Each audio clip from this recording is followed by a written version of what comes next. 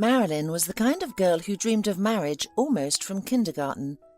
Her mother always told her that the main thing in life was to get married and have children, that this was the key to a woman's happiness. Despite growing up in an unhappy family with constant quarrels, Marilyn firmly believed in these words. After the death of her mother, Marilyn's life in her own home became completely unbearable when her father remarried. The girl dreamed of getting married as soon as possible and escaping from her cruel stepmother to start a new happy life. During her years of studying at medical school, Marilyn met John. All the girls were in love with the tall, brown-eyed guy who could play the guitar and was considered the life of the party. At first he didn't pay attention to Marilyn, who dressed and behaved much more modestly than her fellow students. However, in their last year of study, he was able to see the charm of the quiet girl that their friends had called a grey mouse. John was a commuter, so after graduation he returned to his hometown. He did not work in his speciality, despite the dreams of his parents, and got a job at a construction site where the pay was higher and the responsibility was less. He and Marilyn began a stormy, long-distance romance. Marilyn visited John every weekend. She met his family and eagerly awaited a marriage proposal. However, John was in no hurry to propose. But his parents liked the potential daughter-in-law, so they pushed him to a responsible decision. Soon they played a wedding and got married. Finally, Marilyn's dream came true. She no longer had to endure the rude attitude of her stepmother and the indifference of her father. Now she had her own family and a cosy nest, a rented studio apartment where she was a mistress and didn't have to adjust to anyone except for her husband, of course. Marilyn was happy to take care of him, create comfort, and cook delicious meals. However, she didn't notice John's indifferent and detached attitude until she became pregnant. It seemed that he wasn't delighted with the news of the upcoming addition to their family. Instead, he constantly reproached Marilyn for mismanagement and arranged scandals. The guy quickly became tired of family life, and when their daughter Amy was born, things went downhill fast. Always tired, exhausted wife, an endlessly crying child, John became increasingly distant, running away to his parents' house more and more often. To make matters worse, his parents, who had recently loved their daughter-in-law as their own daughter, took John's side. They were not interested in their granddaughter and did not try to reason with their son. Despite the difficult times, Marilyn refused to give up hope. She tried to make the best of things and hoped that her husband would eventually come around. However, things only got worse, leaving her alone to face the challenges of motherhood. At first, John stopped bringing money into the house. It turned out that he had gotten into gambling and sports betting some time ago. At first he was lucky, but then he lost big. Not only did he lose his salary, but also his parents' pension, which he almost entirely gave away to repay his debt. It was then that John met a wealthy woman who was 20 years older than him. Caitlin was on the management team of the construction company where John worked. Her children had already grown up and lived separately, and she had divorced her husband several years ago. Caitlin had already missed out on romantic adventures, so when she noticed the young builder's flirtation, she thought, why not? That's how the two became romantically involved. Caitlin helped John pay off all his debts, gave him expensive gifts, and took him to expensive restaurants. The guy did not hide his relationship from his wife and was not ashamed of cheating at all. See how generous women can be? They don't even ask for anything, and on the contrary, they give, he reproached his young wife. Marilyn could not withstand such humiliation and filed for divorce. John did not object. He no longer lived with his wife and was not interested in his child. He did not even come to get his things. Why would he need those old cheap pants and t-shirts when his new lover now dressed him in expensive brand-name clothes? While John was enjoying a carefree life, his former family was barely making ends meet. His parents turned their backs on both Marilyn and their granddaughter. They did not provide any support and simply did not want to help a girl with a child, so she could go to work. And one child's allowance was not enough to live on, even in a rented apartment. The rent was paid a month in advance, but what to do next? Marilyn realized that she had no other choice but to return to her father's house, from which she had left with such joy and such hopes several years ago. That's okay, I'll return to my hometown and start my life with a clean paper. I now have someone to try for, Marilyn reasoned, packing her things. She tried to make herself believe that everything would be fine, that her father would be pleased to see his little granddaughter. However, it was still somehow disturbing. Unfortunately, the inner voice did not deceive the girl. When she arrived at her parents' house, she was not received very cordially. Seeing Marilyn with a baby in her arms on the doorstep, her father could not utter a word of surprise. Her stepmother immediately made a displeased grimace, and instead of saying hello, she asked, "How long will you stay with us?" Hearing that Marilyn had come home for good, the woman flushed with anger. She tried to keep her composure, but the whole spectrum of emotions was evident on her face. She nervously walked around the apartment, defiantly slamming doors and drawers, and her husband ran after her on tiptoe, trying to calm and soothe the situation. Marilyn, who was tired from the road, did not care much about her stepmother's feelings.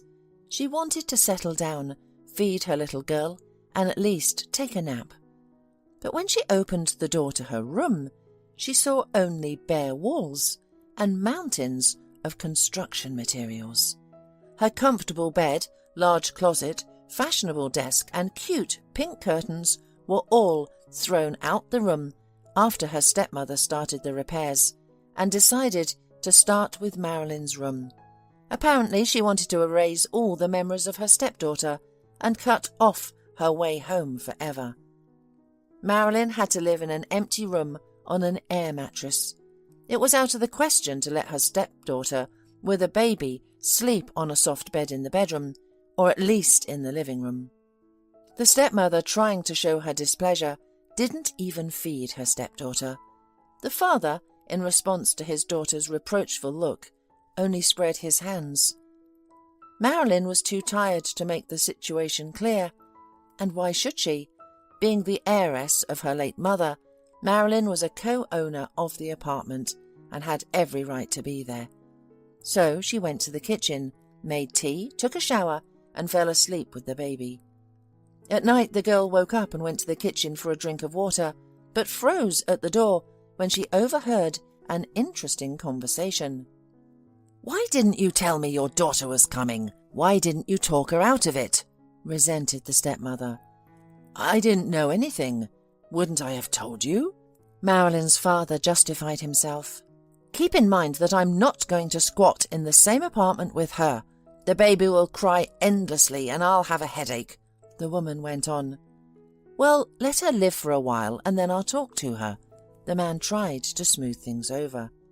"For a while? No, you'll talk to her tomorrow. We have, after all, begun the repairs," the woman declared, pounding her fist on the table. Seeing through the crack that her stepmother was heading for the door, Marilyn slipped back into her room, trying to remain unnoticed.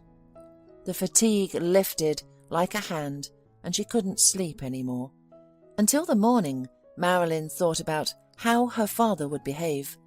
In her heart, she hoped that he would stand up for her, and that he would not let his daughter and granddaughter go anywhere. But she realized that this weak-willed man would not dare cross his authoritarian wife. "I will stand up for my rights," Marilyn reasoned to herself. Early in the morning there was a timid knock on the door, after which Marilyn's father entered the room. Without wishing his daughter a good morning, without asking how she slept, the man began to mumble something inarticulately. You perhaps overreacted when you left your husband. Things happen in life. People cheat on each other, split up and then move back together. You'd better come back too. You can't leave a child without a father." The man seemed to want to say something else, but didn't have the time, because at that time his wife came into the room. She had apparently been standing outside the door the whole time, listening to the conversation between father and daughter. Realizing that her husband was of little use in the matter, she decided to set the record straight herself. "I haven't heard a word from you in years. You never remembered your father and me, and now you show up and disturb our peace. No, you're an adult. You can live on your own. We have our own rules, and there's no place for you and your child here," blurted out the stepmother, clearly pleased with her eloquence. A few hours ago, Marilyn was ready to fight desperately for her place in her parents' apartment, and even planned what she would say to the mean stepmother. But now, looking at this greedy woman and at her father, who was hiding behind her back, she forgot all the words. The girl suddenly became so disgusted that she didn't want to stay under the same roof with these people for even a moment. Without saying anything, Marilyn packed her things and left. She threw her father a reproachful look, but the man only shamefully averted his eyes. Of course, Marilyn would not leave her apartment if she had nowhere else to go. Pride was pride, but she wasn't stupid enough to wander the streets with an infant. She knew that there was one place in this world where she would definitely be welcomed with open arms, and never pointed at the door. A few hours later, the girl was already riding on an electric train that took her to the village where her grandmother lived. When Marilyn was a little girl, her mother often took her to her grandmother's house. The family lived poorly and could not afford trips to resorts, so the girl spent her summer and winter vacations in the village. Mrs. Spruill visited the city, but not often, because she disliked her son-in-law. After her daughter's death, she did not even set foot in her house, believing that it was her good-for-nothing son-in-law who had brought her daughter to a fatal illness. During Marilyn's years as a student, she became preoccupied with her own affairs and worries, leaving her little time to visit her grandmother in the village. They only spoke occasionally on the phone, and although Mrs. Spruill kept calling for a visit, Marilyn never came. Now, in a desperate situation, Marilyn realized that her only option was to go to her elderly relative, whom she had ignored for so long due to her youthful selfishness. When she arrived at her grandmother's house, she hesitated to enter the yard at first. She observed her grandmother sweeping the cobbled paths in the garden and concluded that she had not changed at all in the few years since they had not seen each other. Despite being almost 80, the old woman was still very energetic and active and looked younger than her age. Amy's crying interrupted Marilyn's thoughts. The sudden noise brought the elderly woman's attention to the gate. "Oh, who's crying?" she exclaimed, shielding her eyes from the sun and squinting to get a better look. Mrs. Spruill recognized Marilyn and rushed to hug her, then escorted her inside the house. Seeing her granddaughter with a child in her arms and a suitcase, the woman, who had seen a lot in her long life, understood everything without further questioning. The elderly lady was thrilled to have such dear guests. She was upset for her granddaughter, who at such a young age had suffered betrayal from her husband, become a single mother, and was rejected by her own father. However, Mrs. Spruill was still glad that Marilyn was by her side, even if it was under such sad circumstances. After the death of her daughter, Mrs. Spruill had barely seen her granddaughter and was worried that the absentee father would not be able to properly care for the girl. At least now, Marilyn would be supervised and surrounded by care. Furthermore, Mrs. Spruill was very lonely in the big village house. Now she would have much more fun with her granddaughter and great-granddaughter, and receive help with household chores. It becomes more and more difficult to care for the house, garden, vegetable garden, and even the poultry as one grows old, but a strong young woman could easily cope. "Let her study," thought Mrs. Spurrell. "Anyway, after my death, all this will go to her." In her grandmother's house, all of Marilyn's worries dissipated and her despondency disappeared. The care and support of her elderly grandmother were beneficial, and in a couple of days, Marilyn came to her senses. She seemed so cheerful and happy, as if all the troubles from the past months had never happened. The baby seemed to benefit from the fresh air and her great-grandmother's care. She slept well, was cheerful and active, and began to gain weight quickly. Marilyn adjusted to rural life, and her grandmother taught her how to grow fruits and vegetables and take care of chickens. Things went very well, and the grandmother and her granddaughter even started selling their crops at the local market. Marilyn made friends among the villagers, and soon she no longer felt lonely. Life went on as usual, and it seemed to Marilyn that this happiness would last forever. However, 5 years later, grieving came to their home.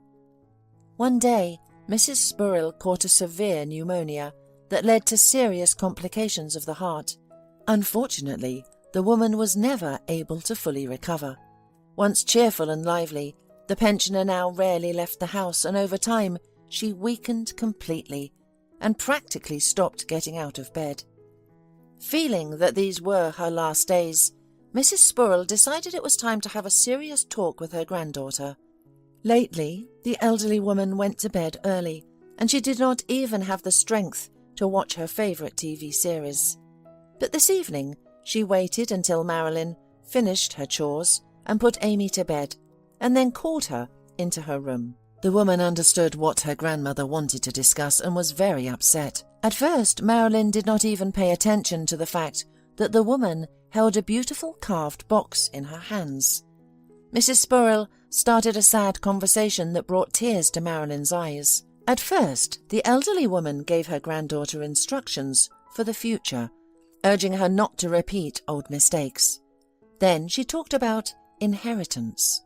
It turned out that Mrs. Spurrell had visited a notary long ago, even before her illness, and had bequeathed her house and modest savings to Marilyn.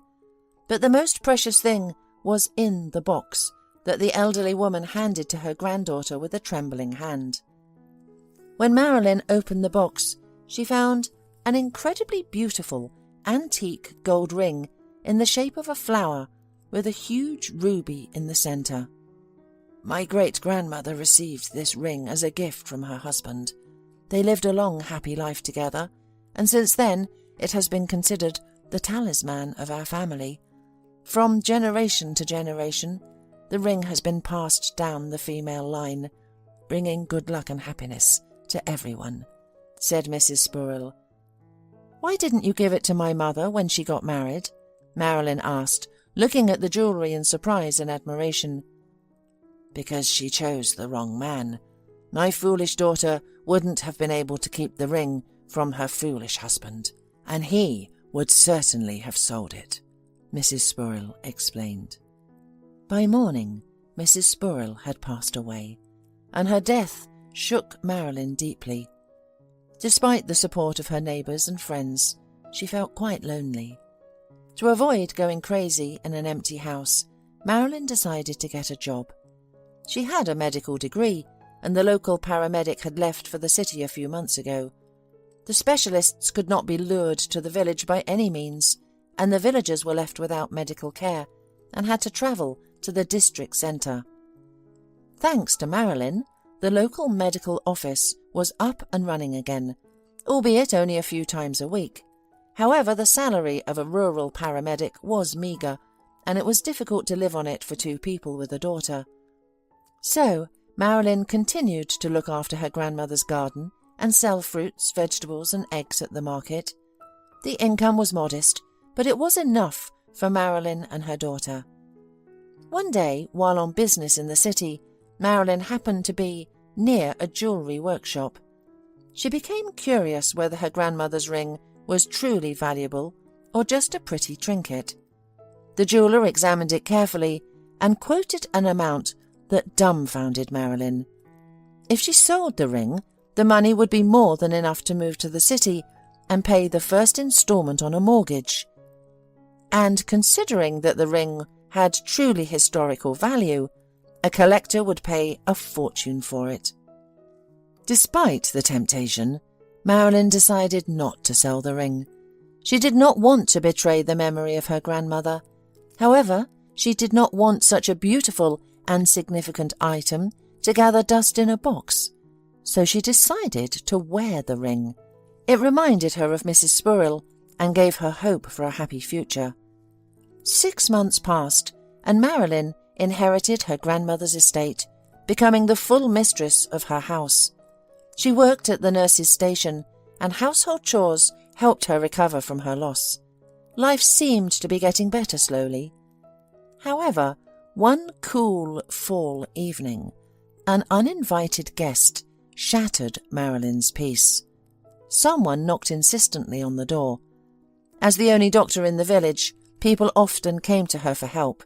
Marilyn thought it was probably a sick neighbour, but she was in for a very unpleasant surprise.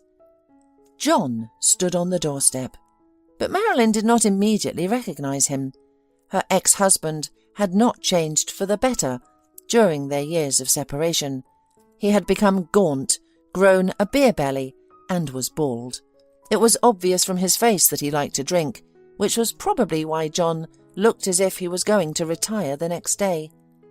There was no shame or embarrassment in his gaze, as if there had been no betrayal. It was as if 5 years had not passed. Marilyn was frozen, at first from surprise, and then all her hidden anger and resentment boiled up in her soul. She wanted to slam the door in his face, but John pulled on the doorknob and addressed his ex-wife in a pleading tone. "We need to talk. I won't take much of your time." Feeling pity for him, Marilyn escorted him into the kitchen. She thought, it's a good thing Amy stayed the night at her girlfriend's and didn't have to see her unscrupulous father. But John did not even take an interest in his daughter. He did not ask how Marilyn lived after his departure or how she coped with difficulties. From the threshold, the man began to tell the sad story of his life. At first, the romance with his new lover, Caitlin, developed perfectly. John even thought of making a wealthy lady a proposal to establish a legalized involvement in her wealth. But this was clearly not part of Caitlin's plans. The businesswoman quickly tired of the young lover, who began to behave too intrusively. She realized that John's hypertrophied romanticism was not caused by deep feelings, but by banal greed. In addition, she had another man on the horizon, a grown-up, solid businessman. She decided to end this fleeting romance. John, of course, did not want to put up with the fact that the goldfish was slipping out of his hands, and began to literally pursue Caitlin. In response, she fired her ex-boyfriend and even filed a police report accusing him of harassment. Left at a broken trough, John returned to his parents' apartment and lived off their pensions, drinking and gambling again. He got into debt, forcing his parents to sell their summer house and an old car to pay for it. But this situation did not sober up the negligent son or make him take up his mind. John's mother decided that her son should be married so that some woman could control him. But who would want him like that, drunk and unemployed? That's when the woman remembered her former daughter-in-law. She must have a hard life alone with a child. She'll come right back to you if you just beckon her, John's mother told her son. John decided that his mother's reasoning was not unreasonable and went searching for his former wife. And soon he learned that Marilyn had most likely gone to her grandmother's village. "I'm thinking that it was in vain that we separated then. Well, as they say, in a couple it's always both to blame. Personally, I don't hold a grudge against you, and I think we can start again. And you've got a big house. We'll be comfortable," John reasoned. "Get out!" Marilyn shouted, getting up from the table and pointing her finger at the door. "I'll be off shortly, only if you don't relax too much, because I'll definitely come back again. Know that this topic is not closed." John said with a smirk, glancing at the ring, temptingly glittering on the finger that was still pointing at the door. At that moment, Marilyn was so angry and annoyed that she didn't notice John's eyes glittering at the sight of the ring. She shoved her husband to the back and slammed the door behind him, hoping his "I'll be back" was just an empty threat. But no matter how she tried to reassure herself, she was still very uneasy at heart. Her inner voice told her that since John had reappeared in her life, she should not expect anything good from him. 2 weeks passed. Throughout this time, Marilyn flinched at every knock on the door. Even when someone simply passed by the gate and the neighbour's vicious dog began barking, the girl's soul was filled with anxiety and apprehension. On this particular rainy day, Marilyn was especially uneasy. The village had been hit by a terrible downpour, with thunder and lightning, which seemed to intensify her worries. Suddenly there was a knock at the door. At first it was tentative, but then it became very insistent. It could have been any of the neighbours, but Marilyn was somehow sure that it was John and decided not to open the door. However, the uninvited guest did not leave and continued to knock harder and harder. The belligerent woman grabbed the vacuum cleaner stick and opened the door sharply, swinging her weapon threateningly. But upon seeing who was at the threshold, she shrieked and dropped it on the floor. On the doorstep stood a boy of about 7 years old, drenched and frightened. He was crying and mumbling something unrelated, asking for help. But Marilyn could not make out anything. She took the child into the house and asked him to speak again, clearly explaining what had happened to him.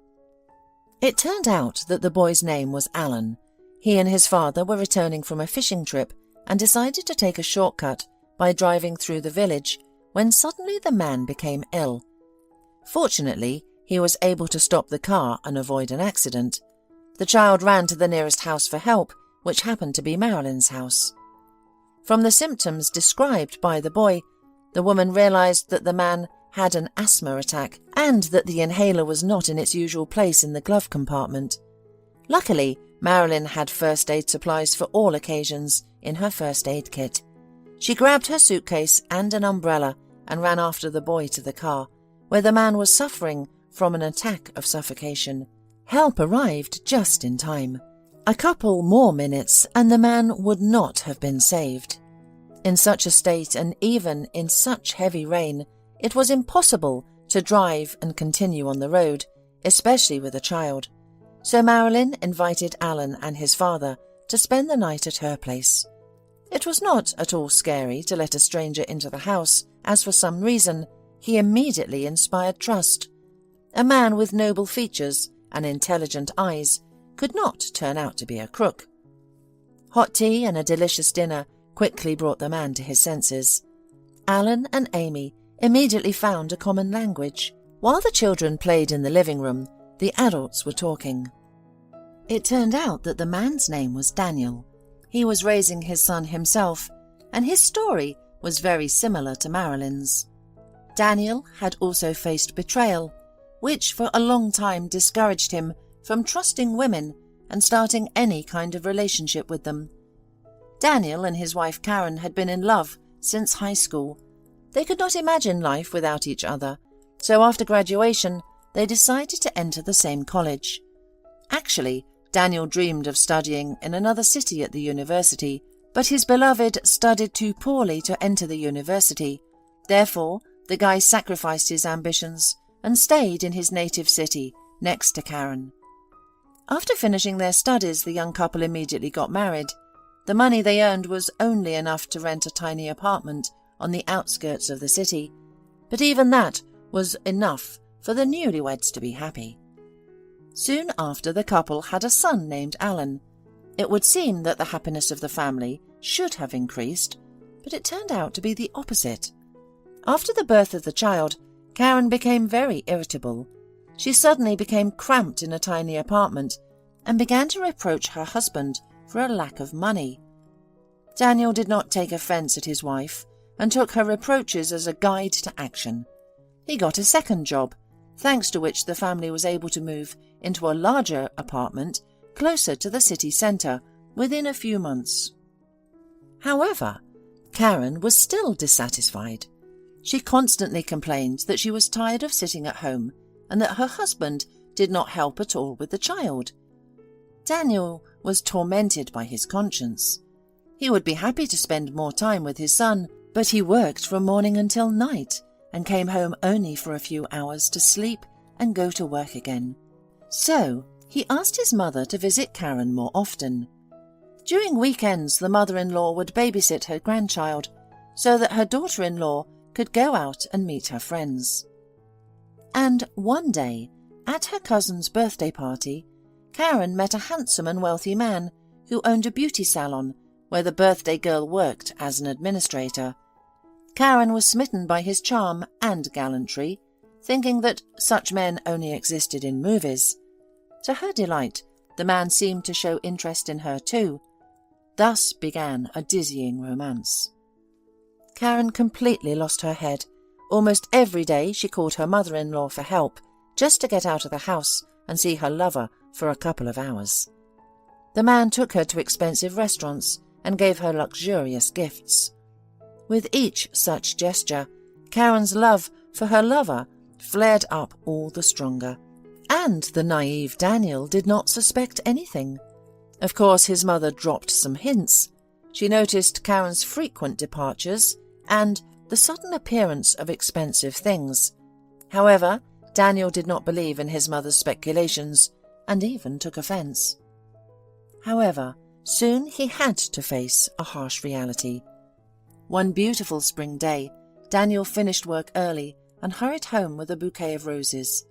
On the way, he stopped at a store and bought Karen's favourite cake to please his wife. He practically ran home, looking forward to a pleasant family evening. However, he did not find his wife at home. Instead, his mother opened the door and informed him that she had looked after Alan all day and that Karen still had not returned home or answered her phone calls. "I don't know what to think," said the worried woman. Even though she did not have a special love for her daughter-in-law, she was still very concerned about her. Daniel was also worried and tried to call his wife, but his attempts were unsuccessful. Karen's sister and close friend also knew nothing about her whereabouts. Suddenly, he noticed a corner of a notebook sheet sticking out from under the sofa cushion. It turned out to be a note from Karen, informing him unpretentiously that she had fallen in love with another man and would now live with him. She entrusted her son to her husband, as the new lover did not want children. The short letter, written in neat calligraphic handwriting, ended with, "I hope that you will forgive me and will not forbid me to see the child." Daniel angrily tore up the note after reading it and then sat down on the sofa, crying bitterly and childishly, hiding his face in the palms of his hands. His mother didn't even have to read the note to understand what had happened. She didn't try to comfort him, but only sighed heavily and shook her head. Daniel was so offended and angry and filed for divorce the very next day. He firmly decided that he would not allow his unfaithful wife to see their son and traumatize his psyche. He repeatedly thought about what he would say to Karen when she asked to meet with their son, but it never came in handy. For 6 months, she never once remembered the baby, enjoying a beautiful life and enthusiastically spending the money of her rich lover. However, her happiness did not last long. Karen knew that her new chosen one was a well-known womanizer throughout the city, but being a naive woman, brought up on melodramas and cheap tabloid novels, she sincerely believed that he really loved her and would certainly marry her. Unfortunately, this was not the man's plan. When Karen bored him, he simply kicked her out the door and moved on to a new relationship. All her dreams were shattered. Just a few days ago, she was putting on a designer dress to have dinner at the best restaurant in town, and now she was on the street with only one suitcase and without a penny to her name. Her lover had taken away all the expensive gifts, jewellery, fur coat, and a smartphone, probably for his next girlfriend. Karen did not have anything to sell, to live with anything for the first time. She thought that it was a good thing that she had such a wonderful, loving husband, and that he most likely missed her and forgave her. But no one opened the door when she went to her old apartment. From the neighbours she learned that Daniel had moved out a long time ago and now lives with his mother.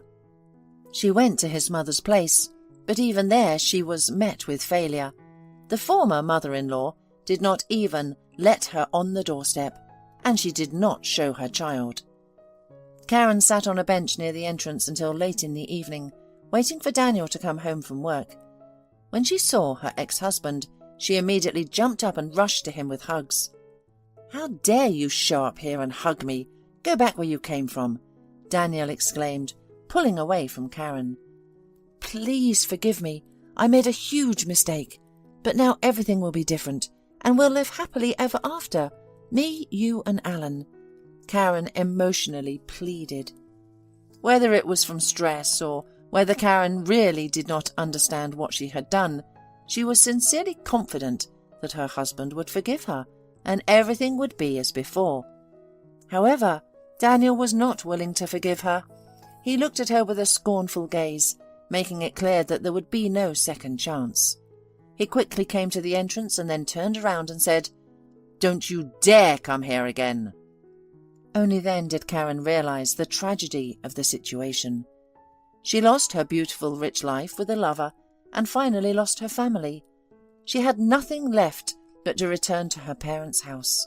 However, they were not pleased with her and couldn't forgive her for her disgrace. Though they didn't throw her out, they didn't show much hospitality either. The next day, Karen's mother called her into the kitchen for a serious conversation.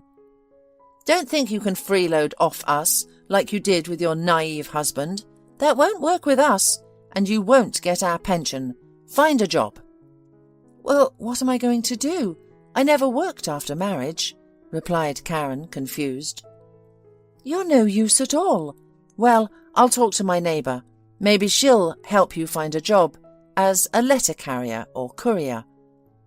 Working days became a hard test for Karen, who had never worked a day in her life and had no plans to do so. The size of her salary came as a shock to Karen. "How am I supposed to live on this money?" she thought. Every day the woman became more and more aware that her life probably wouldn't get any better. The thought of spending the rest of her life in her parents' apartment, living from paycheck to paycheck, led her to despair, and she turned to alcohol. At first, she drank only a bottle of beer after work, but then switched to stronger drinks. Her boss began to notice that she was addicted to alcohol and fired her to avoid any problems with parcels. Dismissal finally broke Karen, and she began to drink without measure. Her parents tried to help her by taking her to the doctors, but to no avail.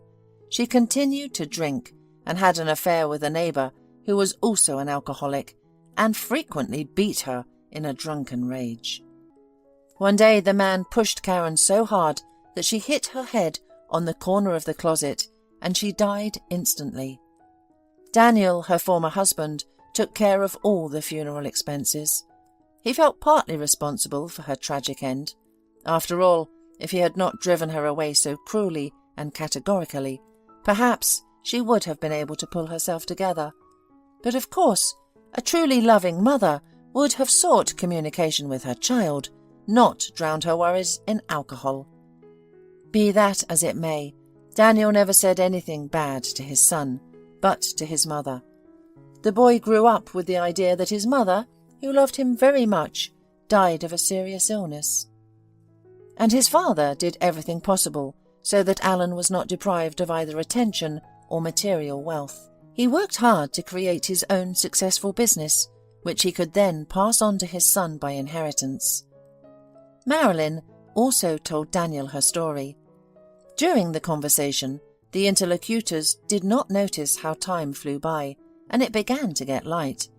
They even forgot about the children. Amy and Alan, who were playing late in the living room, fell asleep. Waiting until the kids woke up, Marilyn prepared a delicious hearty breakfast of country products. Daniel thanked his saviour and left with his son, and Marilyn thought about what she had heard for a long time. What coincidences there are in life. His wife did to him almost exactly what John did to me. After this incident, life in the village went on as usual. Marilyn had so much work at the nursing station and household chores that they superseded the disturbing thoughts caused by her ex-husband's visit. For some reason she had decided that John's threats were nothing and that he would never come back. Well, if he was really up to something, he would have come by now. And even if he comes, what can he do to me? Nothing, Marilyn pondered, calming herself.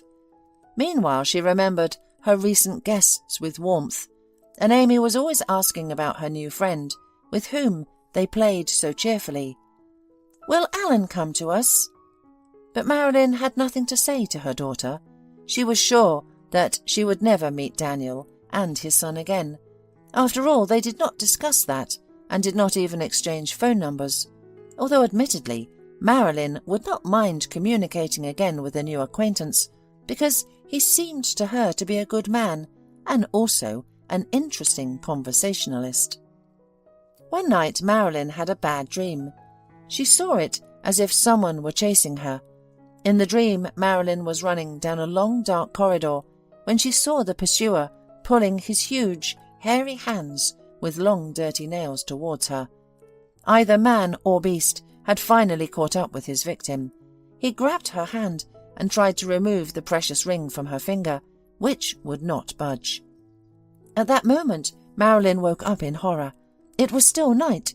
The full moon was shining through the window, filling the room with a soft but somehow unpleasant light, which only added to the anxiety after an unpleasant dream. Marilyn tossed and turned in bed until morning, but still couldn't sleep. Actually, she was not superstitious and did not believe in dreams or omens. And she had had nightmares hundreds of times, but for some reason this particular one impressed her and disturbed her greatly. Every morning, getting out of bed, Marilyn put on her grandmother's ring, which she left in the drawer on the bedside table for the night. And this time her hand immediately reached for the ring. But when the girl put the jewellery on her finger, she suddenly remembered the nightmare again.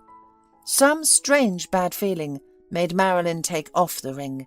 She suddenly thought that she was doing a very frivolous thing by walking around the village wearing such a piece of jewellery. "I'll hide it away." In the room stood her grandmother's large chest. Not only was it locked with a key, but it also had a double bottom, under which Mrs. Spurrell hid all the most valuable things: documents, money, gold earrings, which she had not worn since her youth, and a box with a ring. Marilyn decided to return her family heirloom to its rightful place. She mentally thanked herself for not ignoring the bad premonition. Looking at the clock, Marilyn realized that it was time to wake up her daughter and prepare breakfast. When the girl was busy in the kitchen, the neighbour's dog suddenly barked loudly. Marilyn had long been accustomed to these sounds and did not pay attention to them, as the dog reacted aggressively to literally every rustle. But today the animal behaved differently than usual. The dog growled menacingly and literally tore off the chain. So Marilyn decided to go outside and see what the matter was. There was no one at the gate, and the dog was barking not towards the street, but towards Marilyn's yard.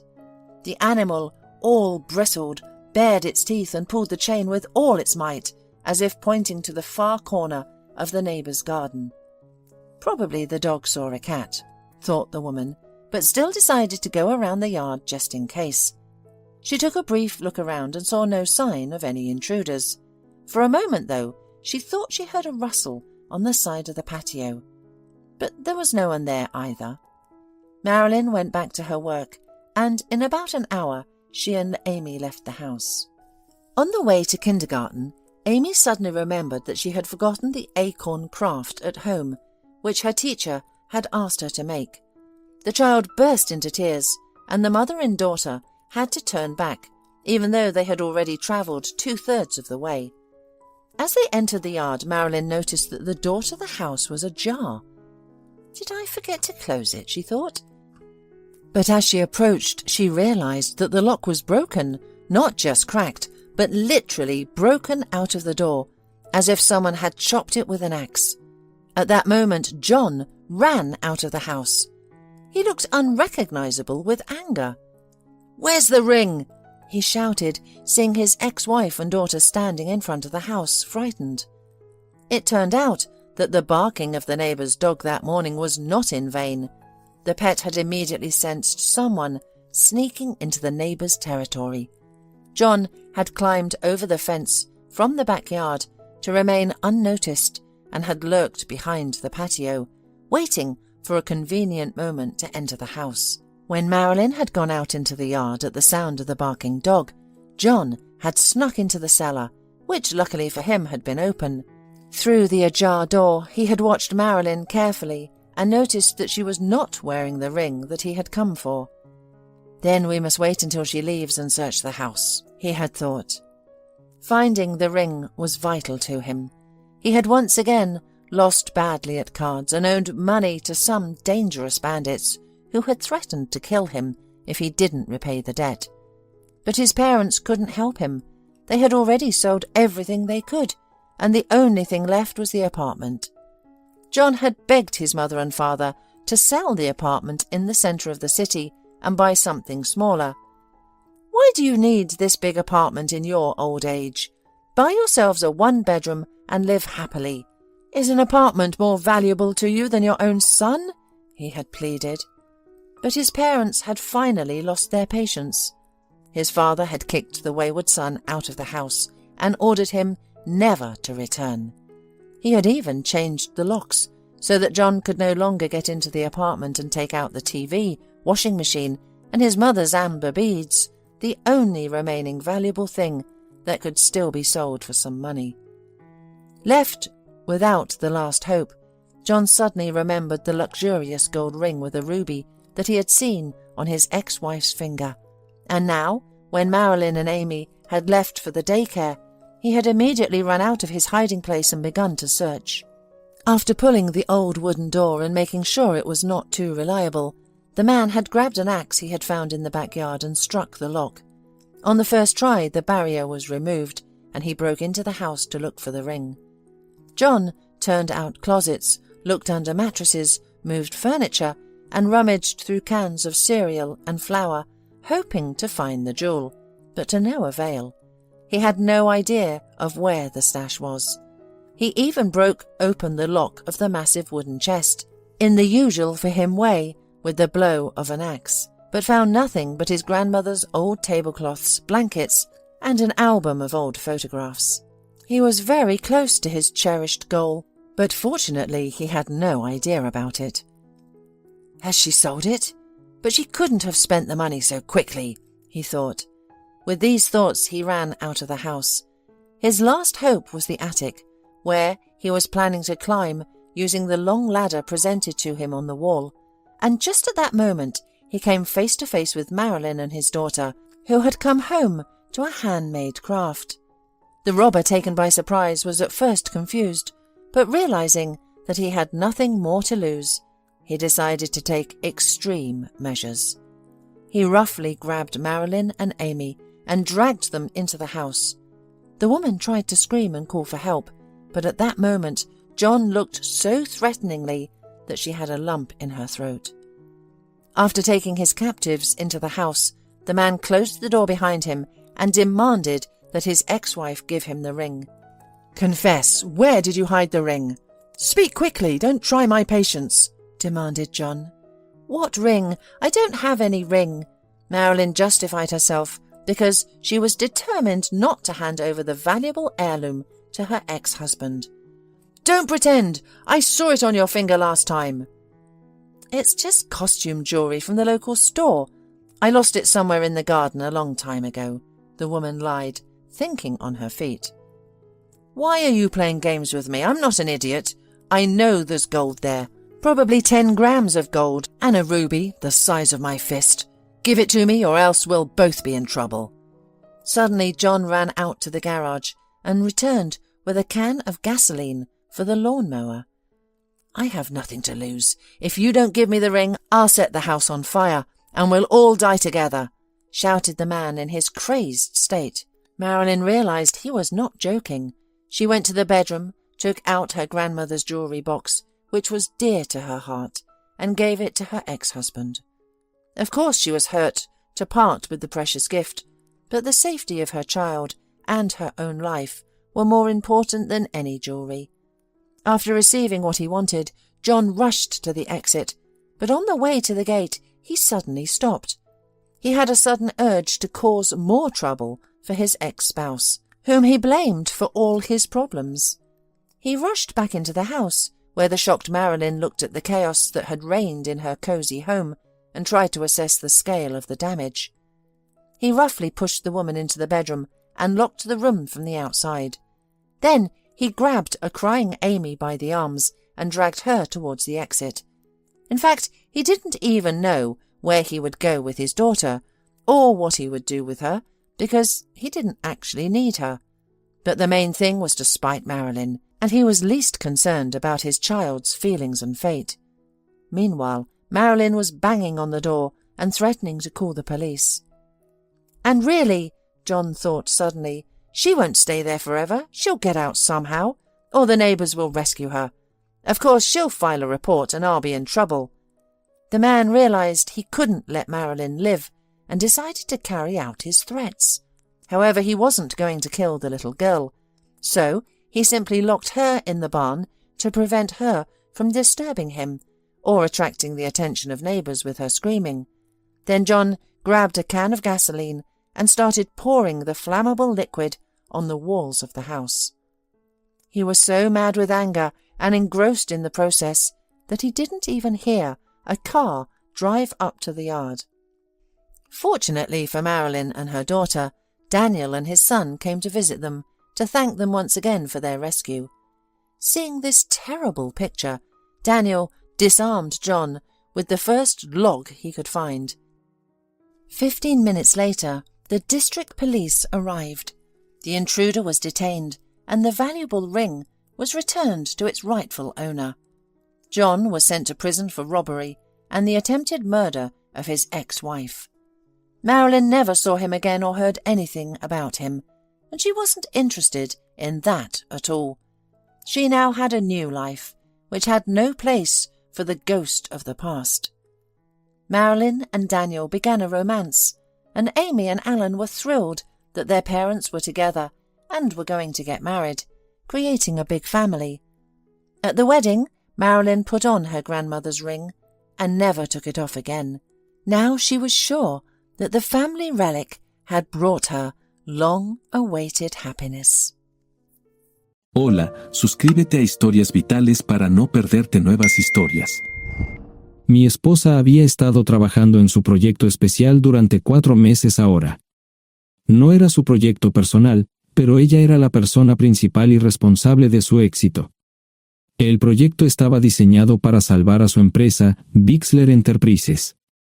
Los últimos 4 meses habían sido difíciles porque se vio obligada a trabajar duro. Era importante tanto para ella como para la empresa. Había una buena posibilidad de que Bixler Enterprises quebrara si el proyecto no se completaba. Sara tenía una licenciatura de Albrecht y un MBA de Wharton. Era la más inteligente de la familia. Yo empecé a trabajar como mecánico de autos justo después de la secundaria y después de 21 años seguía siendo mecánico de autos. No me importaba porque me gustaba el trabajo y pagaba bien. Era suficiente para pagar la universidad de Sara y criar a 2 hijos. No vivíamos lujosamente, pero estábamos bien. Los niños ya se habían mudado, y las cosas iban bastante bien con nuestros ingresos. Sara quedó embarazada 3 meses después de casarnos a la edad de 18 años. Durante los primeros años de nuestro matrimonio, vivimos con mis padres. Ellos tenían una gran casa vacía ya que 4 de mis hermanos se habían mudado. Eso significaba que teníamos una niñera mientras Sara completaba sus primeros años de universidad. Debido a 2 embarazos, la carrera de 4 años le llevó 6 años completarla. Fue difícil, pero lo logró. Siempre tuve trabajo y nunca me faltó trabajo extra si lo necesitaba. Después de que Sara se graduó de Wharton, alquilamos nuestro propio lugar. Tuvo ofertas de trabajo de varias empresas grandes, pero todas requerían que nos mudáramos. A mí no me importaba, pero Sara quería quedarse cerca de casa. Por eso decidió trabajar en Bixler Enterprises. Pagaba bien, pero lo más importante, le daba responsabilidad y la oportunidad de avanzar. Sara era una empleada trabajadora y dedicada. La presentación es el jueves en el Hotel Thyssen en Filadelfia. Tomé unos días libres en el trabajo para ayudarla según fuera necesario. Al final, todo lo que logré fue hacerle algo de comer cuando llegaba a casa. No sabía nada sobre su trabajo, ni tampoco quería saber. Los negocios corporativos de alto nivel me aburrían. Empresarios de Europa, Asia y América del Sur venían aquí, la empresa pagaba sus boletos de avión y proporcionaba habitaciones en el Hotel Thyssen mientras estaban aquí. Era caro como el infierno, y por algunas cosas que Sara había dicho, la empresa estaba sobreestimando sus finanzas. Su presentación era importante para ella, para la empresa y para más de 200 empleados. Hasta el martes por la noche, todo iba bien. Sara llegó a casa con un traje nuevo, un traje gris con una blusa blanca. Desplegó todo lo que necesitaba en la cama de la habitación de invitados. Cuando se trataba de la limpieza de la casa, ella era normal, pero cuando se trataba del trabajo, era meticulosa. No entendía por qué necesitaba sacar su ropa interior de lujo, pero no dije nada. Además de su traje para la presentación, tenía varios vestidos de cóctel lindos para eventos sociales antes y después del evento. Siempre había evitado tales eventos, pero me sentía obligado a ir con ella si ella quería que lo hiciera. Me agradeció la oferta, pero dijo que no era necesario. Todos los materiales y equipos que necesitaba estaban guardados ordenadamente en el maletero de su Volvo. Antes de salir del trabajo, ella misma conducía el coche para asegurarse de que todo estuviera en perfectas condiciones. Tenía todo el día miércoles para prepararse y toda la noche del miércoles para socializar con sus invitados. Sara era tan buena en lo que hacía que sentía que habría sido mejor si simplemente me hubiera mantenido alejado de ella. Finalmente, había terminado. Lo había revisado y vuelto a revisar todo. Todo lo que necesitaba ahora era una ducha caliente y una buena noche de sueño. Supongo que mi error fue que empecé a revisar sus cosas después de que Sara comenzara a ducharse. Pensé que estaba ayudando, pero resultó ser lo contrario. Estaba moviendo cosas en la cama cuando un pequeño sobre blanco cayó del bolsillo lateral de su bolso de maquillaje. Una carta de una farmacia, pero no del tipo que solemos usar. Dentro había 10 pastillas. No tenía idea de qué era, Pren, y las instrucciones eran confusas. Si es necesario, tomar una pastilla y luego una segunda pastilla 12 horas después. Pensé que podría ser algo que ella había conseguido para la ansiedad o los nervios, pero las instrucciones no tenían sentido. La receta estaba escrita a su nombre el lunes. Volví a poner el sobre en su lugar mientras ella terminaba de ducharse. Decidí que quería saber más sobre Pren antes de contarle sobre ello. Por supuesto, si lo mencionaba, significaría que estaba revisando sus cosas. Odio los dilemas. Mientras Sara se preparaba para dormir, fui a nuestro ordenador doméstico y busqué. 10 minutos después, me uní a mi esposa bajo las sábanas. Pasé toda la noche despierto, preguntándome por qué mi esposa había recogido una receta para la píldora del día después, especialmente después de que me hicieran una vasectomía hace 10 años. A la mañana siguiente, me levanté temprano, pero no estaba descansado. Di un largo paseo, esperando que despejara mi mente. Me dirigí hacia casa con reticencia, temiendo lo que podría hacer o decir cuando llegara allí. Mi hijo Joe se unió a la Marina después de la escuela secundaria y estaba en su primer año en San Diego. Nuestra hija Gloria se casó con su amor de la infancia el año pasado y acababa de mudarse a Dallas. Eso dejaba solo a Sara y a mí. Echaba de menos a los niños, pero esperaba envejecer con mi esposa. Ella era la única mujer que me había interesado, y ahora todo estaba. Si Sara estaba teniendo una aventura, lo ocultaba bien. Por supuesto, nunca la vigilé. Nunca miré sus correos electrónicos o llamadas telefónicas. No tenía razones para hacerlo. No tenía forma de saber qué estaba haciendo en el trabajo o después del trabajo. Confiaba en ella completamente. Ion, ¿dónde demonios has estado? ¿Quieres huevos o algo? No, solo café. No me sentía con muchas ganas de hablar. ¿Qué pasa, cariño? Solo son 3 días. Puedes venir si quieres, pero te aburrirás como una ostra. No, realmente no quiero ir, pero odio dejarte sola. Me preocupo cuando no estás aquí. Es muy dulce, querido, pero estará bien. No voy a salir del hotel en todo este tiempo. Pasaré la mayor parte del día asegurándome de que la sala de conferencias esté lista, y esta noche tendré una agradable charla con nuestros posibles clientes. Mañana, probablemente ni siquiera tendré la oportunidad de ir al baño. Llegaré a casa lo más temprano posible el viernes, te prometo un gran fin de semana si sabes a lo que me refiero. Todo eso suena bien, pero no puedes culparme por preocuparme. Soy un mecánico de autos, y tengo una esposa hermosa y exitosa. A veces tengo la sensación de que estás menos interesada en mejorar nuestra situación familiar que en avanzar en tu carrera. Detente, maldita sea, Ion. Siempre he respetado lo que haces para ganarte la vida y nunca he insinuado lo contrario. Criaste a 2 grandes niños y me pusiste a través de la universidad. Eres un gran esposo, un gran padre y un buen proveedor, y nunca olvides eso. Terminé mi café mientras ella recogía la mesa. ¿Quieres que te llame? No, no es una buena idea. Tendré el móvil apagado, y voy a apagar el teléfono de la habitación por la noche para poder dormir. Te llamaré siempre que pueda.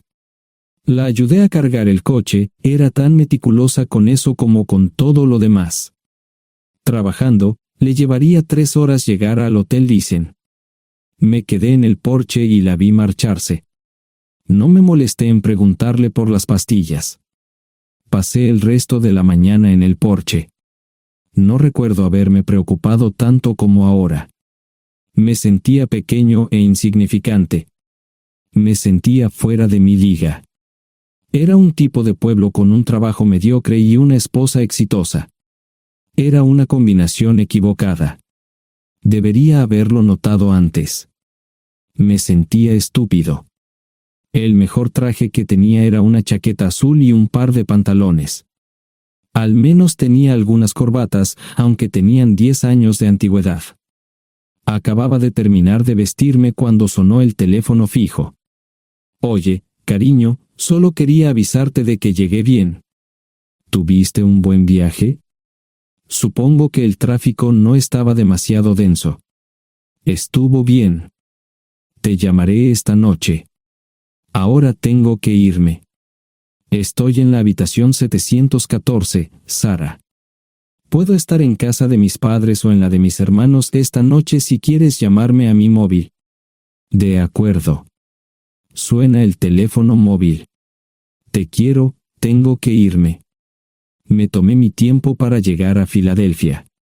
No fui directo al Thyssen, primero me detuve y compré un filete con queso. Prometí hacer una larga noche. No estaba seguro de qué iba a hacer. Estacioné en el garaje del hotel y simplemente esperé. Tarde o temprano, tenía que entrar en el hotel. Simplemente no podía decidir cuándo hacerlo. El sonido de mi teléfono celular me ayudó a tomar mi decisión. Ion, solo quería avisarte de que todo se ha arreglado. Ahora voy a bajar para encontrarme con algunas personas y cenar. No olvidaste nada, ¿verdad? No, todo está bien. Tengo todo en mi habitación para mañana. ¿Necesitas algo? No, Ion, relájate. Voy a apagar mi teléfono. Te llamaré mañana por la mañana. ¿De acuerdo? Ríe, diviértete. No es divertido, Ion, es trabajo. No parecía estar demasiado fuera de lugar. El vestíbulo, el restaurante y las salas de conferencias estaban llenos de gente, así que pude pasar desapercibido. Había un folleto pequeño y bonito que mostraba el diseño de todas las habitaciones del hotel. Me paseé por las diferentes habitaciones y me detuve en las paredes, mirando alrededor entre la multitud. No tenía ni idea de qué haría si Sara me veía. Lo averiguaría si y cuando eso sucediera. Encontré un tablero de eventos que enumeraba todas las habitaciones que estaban siendo utilizadas por los diversos grupos. Bixler Enterprises no tenía habitaciones disponibles para el miércoles por la noche. Esto me pareció interesante. Sara había dicho que no iba a salir del hotel, pero ahora no estaba tan seguro de eso. Había 3 comedores, familiar, informal y de alta cocina. A Sara no le gustaba mucho cenar con niños, así que fui primero al comedor informal. Solo me llevó 5 minutos asegurarme de que no estaba allí. Tuve mejor suerte en el salón gourmet, era una acogedora mesita encajada en la esquina, el tipo de mesa que la gente reserva para tener un encuentro privado. Sara llevaba un vestido de cóctel negro con un escote pronunciado y perlas, se veía elegante y su acompañante parecía apreciarlo. Conocía a algunas personas con las que trabajaba Sara, y él no era una de ellas. Me resultaba familiar, pero no había forma de que pudiera recordarlo. Había muchas sillas libres, así que no tuve problemas para cruzar la sala. Había velas y pequeños candelabros de cristal en las mesas. Apagué la mía y le dije al camarero que me molestaba por el glaucoma. Pedí el plato de pollo de siempre y me acomodé. El camarero me sirvió el café por tercera vez. Disculpe, el tipo en la mesa de enfrente me parece muy familiar. ¿Sabes quién es? Sí, ese es Malcolm Eugene Foote. Es miembro del Consejo Municipal, se espera que se postule para el Congreso en los próximos años. ¿Es esa su esposa con él? Es muy bonita. No, esta es la primera vez que la veo. Siempre usa esa mesa para señoras especiales, si me entiende. Simplemente le sonreí y pedí la cuenta. Nunca había visto a Sara tan sensual con un hombre antes. Parecía captar cada palabra que decía, como si fuera Dios o algo así. No estaban haciendo nada inapropiado, pero tampoco era platónico ni profesional. Cuando me fui, estaban terminando su segunda botella de vino. Ahora entendía por qué se había llevado su lencería elegante. Me acomodé en una esquina del vestíbulo para que no me vieran. 10 minutos después, salieron del restaurante. Ella le tomaba la mano mientras caminaban por el vestíbulo hacia el ascensor. Observé cuidadosamente los indicadores de piso, que el ascensor se detuviera en el 3er piso era una buena señal, significaba que no lo había llevado a su habitación. Era una mala señal cuando el ascensor no llegaba al 7º piso, significaba que ella fue a su habitación. Por si acaso me equivocaba en algo, me senté en el vestíbulo y observé el ascensor durante 1 hora. La gente entraba y salía, pero Sara no estaba entre ellos. Saqué mi maleta vacía del coche y me dirigí al mostrador de recepción. Aunque podía demostrar que era su esposo, me costó trabajo conseguir una tarjeta llave. Se dieron después de llamar a la habitación, pero nadie respondió. Finalmente, estaba en camino a la habitación 714 con la tarjeta llave. Ni siquiera encendí las luces al principio, simplemente me senté en la oscuridad de la habitación durante más de 1 hora. No fue difícil asegurarme de que no regresara a la habitación. Primero, empacé todas sus ropas y pertenencias personales. No dejé nada atrás. Revisé el paquete de Preven, todavía quedaban 10 pastillas en el tocador. De manera muy ordenada, estaban todos los artículos que necesitaría para su presentación al día siguiente. Comencé a llenar la maleta. Había 24 carpetas promocionales especialmente encuadernadas y otras 20 carpetas regulares, todas ellas fueron a la maleta. Un proyector digital fue lo siguiente, seguido de una computadora portátil. Tomé su bolso y su celular, que había dejado en la habitación. Todo lo que tenía consigo era un bolso de mano y probablemente un tubo de lápiz labial. Di una vuelta por la habitación tan cuidadosamente como lo hizo ella para asegurarme de no perder nada. Una vez satisfecho, dejé las llaves del coche y mi anillo de bodas en el tocador. Aparte de esos dos objetos, la habitación estaba completamente vacía. El ascensor se dirigió directamente al estacionamiento, no tuve problemas para llevar 2 maletas, y 20 minutos después, estaba en la autopista rumbo al norte. Pasaban las 3 de la madrugada, no tenía idea de que había pasado tanto tiempo. 1 hora o 2 después, sonó mi teléfono celular, la identificación de llamadas mostraba el número del Dicen. ¿Ion? Sí, ¿dónde estás? Estaré en casa pronto. Eso fue todo lo que dije. Hubo silencio en el otro extremo de la línea. Los vendedores tienen un viejo dicho, el primero que habla pierde. Pareció una eternidad antes de que ella hablara. Ion, lo siento. No preguntó nada y simplemente colgó. Apagué mi teléfono, era obvio que había regresado a su habitación. Más tarde ese día, tenía que dar una presentación que salvaría a su empresa y le daría un ascenso. Metí las maletas en el desván del garaje. Sara nunca iba allí y nunca pensó en buscar algo allí. Por supuesto, en este punto, estoy bastante seguro de que no importaba. Primero, recogí todas mis ropas y pertenencias personales. La mayoría de los hombres tienen sus propias herramientas, generalmente es un requisito para el trabajo.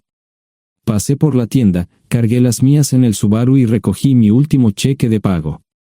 Para entonces, los bancos ya estaban abiertos, no tuve que hacer ninguna manipulación financiera complicada. Simplemente retiré todo el dinero de mis cuentas. Almorcé en Hagerstown, Maryland.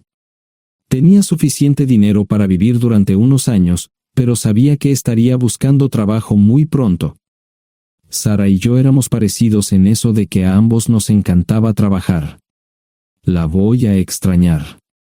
Pasé un par de horas en las cuevas del Uray y alquilé una habitación cerca de Whitewell. No tenía idea de qué iba a hacer. Era sábado, y me encontré sentado en el acuario de Chattanooga, observando la naturaleza que nunca había visto antes. Pasé unas horas simplemente relajándome y decidí que era un buen lugar para estar. Compré un pase anual para el acuario y, para la hora de la cena, tenía un lugar donde quedarme.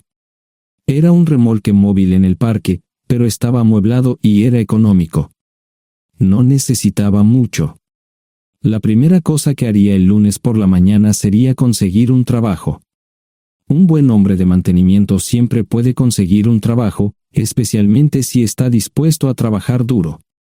Podría permanecer discreto hasta que fuera el momento de renovar mi licencia de conducir o las etiquetas del coche. Me preocuparé por eso cuando llegue el momento. El domingo por la tarde, llamé a Gloria. Me sentí obligado a informarle sobre lo que estaba sucediendo, pero Sara ya se lo había contado. Fue bastante franca con Gloria sobre lo que había pasado. Dijo que había engañado, que la sorprendí, que me fui y que ella perdió su trabajo. Me sentí mal porque ella perdió su trabajo, pero ese era el precio que tenía que pagar. Le pedí a Gloria que le dijera a Josh lo que estaba sucediendo la próxima vez que hablara con él.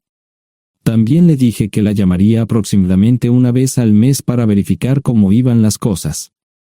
No le dije dónde estaba. Para el mediodía del día siguiente, tenía un trabajo. En realidad, estaba a poca distancia del parque de remolques, con el Waffle House a mitad de camino. ¿Qué más podría querer un hombre? No sé cómo manejaron el papeleo, pero me estaban pagando $20 por hora sin hacer preguntas. Estaba feliz, y ellos también. Ni siquiera tendría que tocar el dinero que traje conmigo.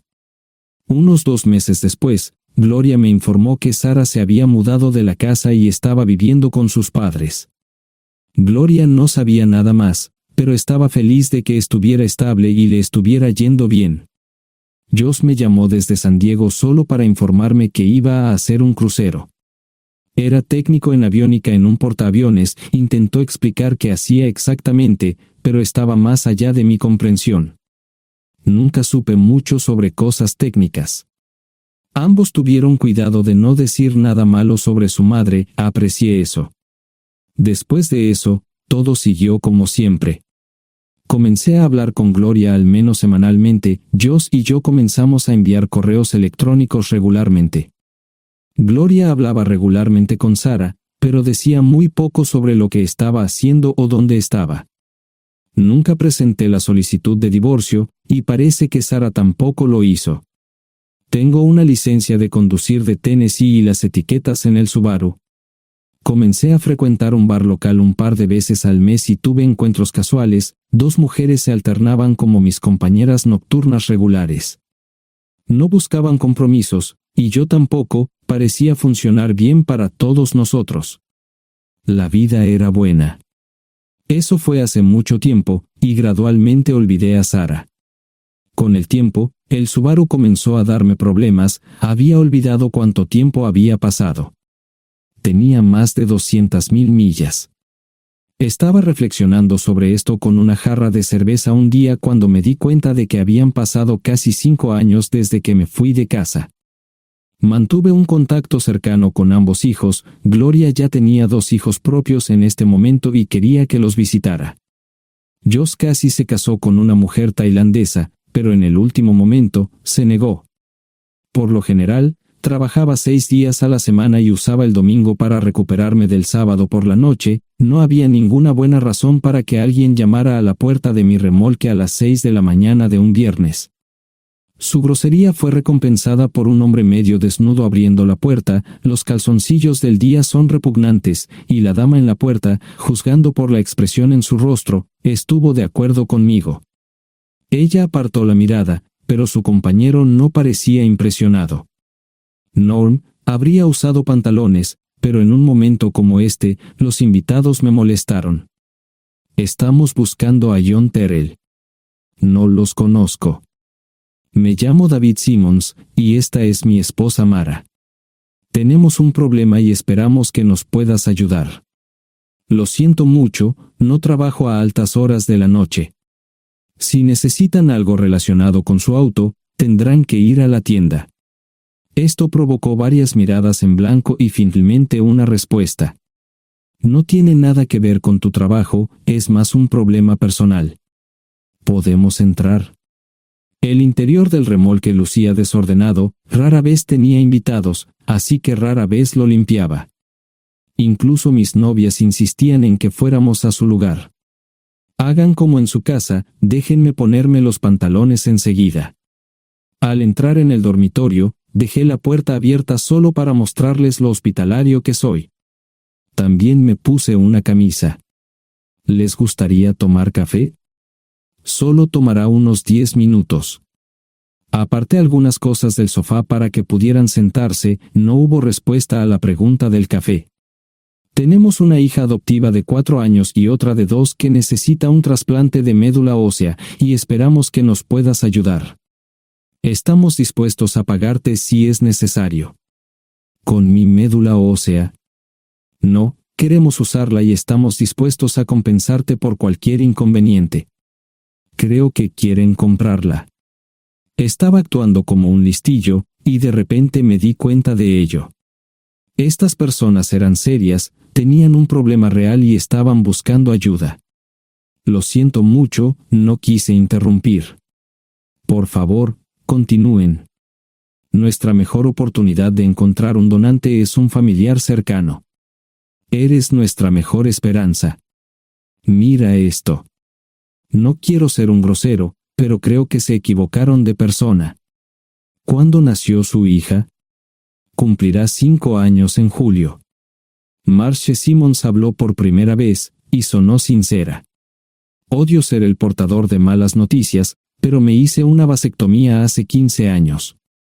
No hay forma de que pueda ser su padre. ¿Por qué tu nombre estaba en el certificado de nacimiento? No puedo responder eso, tal vez deberían preguntarle a su madre. Esa afirmación fue recibida con silencio. Sentí pena por estas personas, pero no sabía cómo ayudarles. ¿Cuál es el nombre de la madre? Sara Lise Terrell. No encontraba las palabras. Tal vez no debería haber tomado esas malditas pastillas de ella, por supuesto, entonces esas personas no tendrían una hija en absoluto. Todo lo que pensaba que había superado el dolor, y aquí está de nuevo, viejos recuerdos de mi esposa teniendo relaciones sexuales con ese maldito político de Filadelfia. Estaba empezando a olvidarlo todo, y ahora estaba de vuelta.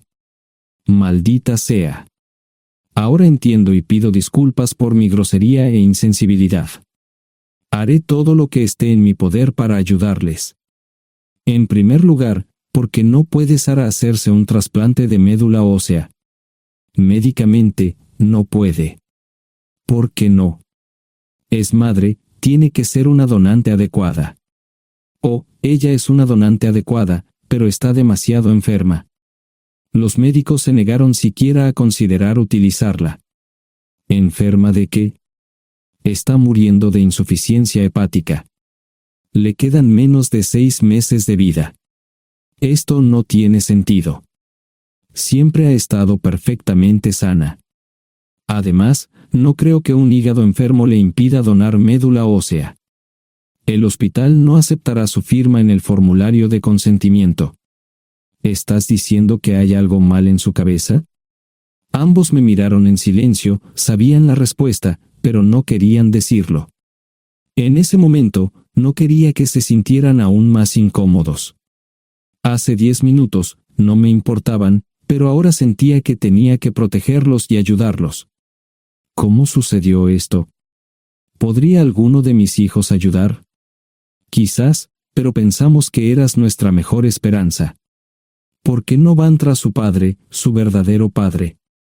Pensamos que eras tú. No tenemos ni idea de quién más podría ser. Sara no nos dijo nada sobre otro posible padre. De hecho, ella no estaba en condiciones de explicar nada, agregó Mara. Obtuvimos la mayoría de nuestra información de la agencia de adopción. Tuve que preparar café y hacer pis, permítanme un momento. Dejé a mis invitados sentados mientras preparaba el café. Solo tomó unos minutos. Mientras se preparaba, fui al baño, algo que necesitaba hacer urgentemente. Traté de ser discreto, ya había avergonzado lo suficiente a Mara. ¿Dónde viven? En Westchester, Pensilvania. Les haré una oferta. Si les digo quién es el verdadero padre de su hija, deben prometerme que lo perseguirán sin descanso hasta obtener lo que desean. ¿De qué estás hablando? El padre de su hija es un político prominente en Pensilvania.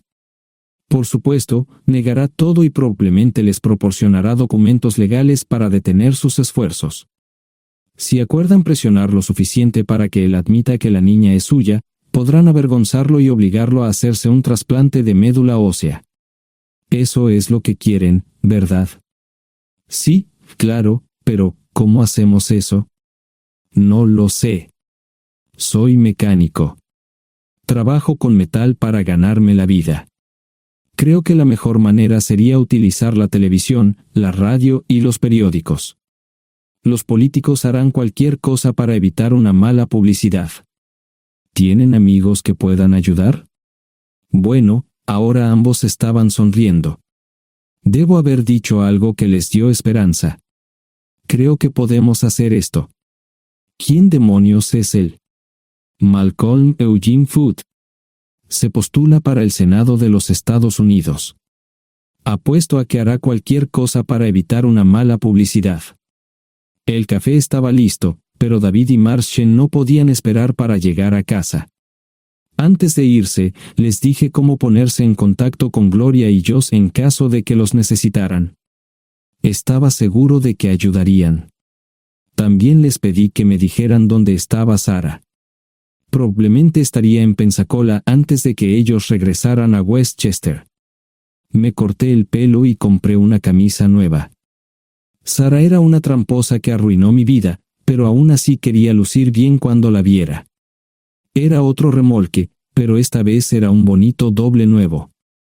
Allí estaba su Volvo con una llanta desinflada y un parabrisas roto. La mujer que abrió la puerta no era Sara, parecía que la habían empapado fuerte y la habían dejado empapada. Tenía al menos 45, tal vez 50, y debió haber tenido una vida difícil. La falta de maquillaje no ayudaba, y simplemente se veía horrible. No tuve la oportunidad de abrir la boca. Caray, si no es John Terrell. Nunca esperé verte aquí. Tuve que usar la vieja línea, me estás poniendo en desventaja. Serry Hart. Pasa, entra. ¿Quieres una cerveza? No, pero gracias. Estoy aquí para ver a Sara. Serry cruzó la habitación y se detuvo en el buffet del comedor. Aquí está, John. Mírala todo lo que quieras. Su mano señalaba una urna de latón que estaba en el centro del buffet vacío. Supongo que llegué demasiado tarde. No me moví, solo me quedé mirando el contenedor frente a mí. ¿Puedo tomar una cerveza ahora? Sara se mudó a Pensacola después de dar a su bebé en adopción. Compró el remolque con el dinero que recibió de Bixler Enterprises después de que la despidieron. Tenía una participación en las ganancias, 401k, y vacaciones y días de enfermedad. Eventualmente, consiguió un trabajo en una fábrica local de prendas de vestir donde trabajaba en el departamento de envíos. Allí fue donde conoció a Serry. Serry alquilaba una habitación de Sara. Cada centavo que Sara ganaba iba para el alcohol. Empezó con vino y gradualmente pasó a bebidas más fuertes, las más baratas. Eventualmente, perdió su trabajo debido a su alcoholismo y se vio obligada a usar sus ahorros. Nunca salió con nadie ni salió a ningún lado. Serry se quedó con ella, pagó sus servicios públicos y compró alimentos que Sara no comía. Le llevó más de 3 años quitarse la vida. Increíblemente, ella tenía un testamento y me dejó un doble remolque y un Volvo. Serry explicó que Sara estaba tan angustiada por lo que había hecho que simplemente se rindió.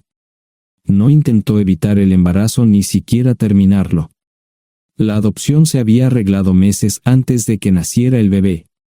Nunca volvió a trabajar, excepto en los trabajos clandestinos que hacía mal.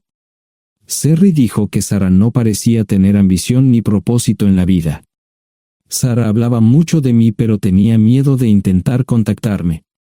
Gloria le dio mi número, pero nunca me llamó. Era como si su aventura de una noche la hubiera lastimado más a ella que a mí. Estuve allí durante 2 semanas y luego vendí el remolque de Serry por $1 y obtuve $3,000 por el Volvo. 2 días después, estaba en Westchester visitando a mis nuevos amigos David y Marche. Malcolm Eugene Foote resistió al principio, pero David y Marche lo presionaron hasta que cedió. Insistió en pruebas de ADN, que demostraron que era el padre. Para salvar la cara, más o menos lo obligaron a someterse a un trasplante de médula ósea, que fue exitoso. La carrera política y la vida familiar de Malcolm no dejaron una impresión favorable. Su caída en las encuestas fue tan rápida que el partido lo reemplazó por otro candidato unos meses antes de las elecciones. Su esposa solicitó el divorcio y fue muy pública al respecto. Sara y yo estamos viajando ahora a Dallas para ver a Gloria y a mis nietos. No sé cuánto tiempo mantendré a Sara conmigo, probablemente hasta que tenga a alguien.